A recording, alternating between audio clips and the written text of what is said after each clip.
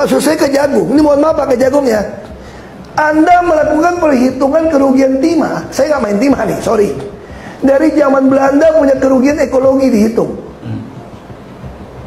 Sampai orang di penjara masih 20 tahun gara-gara seolah-olah kerugian lingkungan dari zaman Belanda dihitung. Padahal itu semua menggarung dibiarkan, ada aparat semua biarkan.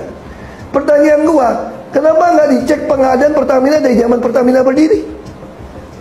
Permainan pakai aditif naiknya dari zaman dulu. Mesti hitung dong.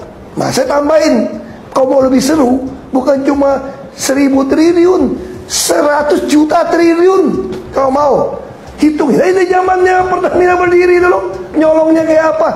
Pertamina masih ekspor minyak mentah $100 per barrel, tidak pernah capai keuntungan $2 miliar. Saya masuk di tengah Covid dengan optimalisasi saja, dengan tekan biaya, itu bisa dapat $2,2 miliar. Terakhir saya tinggalkan dapat $4,77 miliar. Artinya apa? Boros banget ini.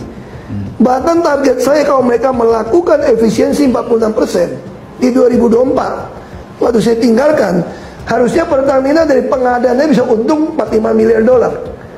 Lu kalau $10 miliar, lu efisiensi 46, lu langsung dapat $4,6 miliar kan? Ya. Nah, tolong penyidik BPK cek Pertamina.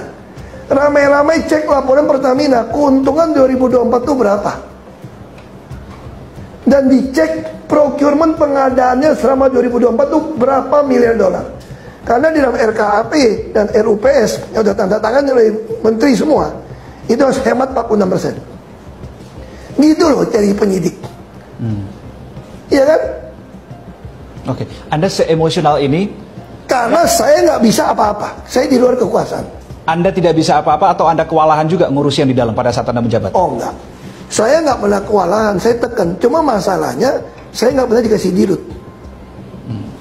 Saya bilang berkali-kali kok, kalau betul mau bersihkan Pertamina, saya itu dirut, bukan komut.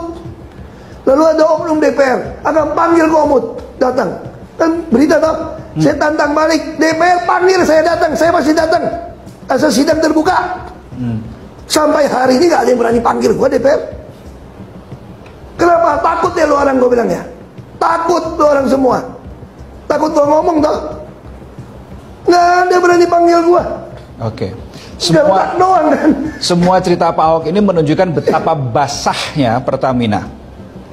Pemainnya, pertanyaan saya gini, Anda hitung aja gini lah. Pertamina masih ekspor minyak, masih jadi OPEC, organisasi pengekspor minyak. Dan pernah jadi ketua zaman Pak Subroto.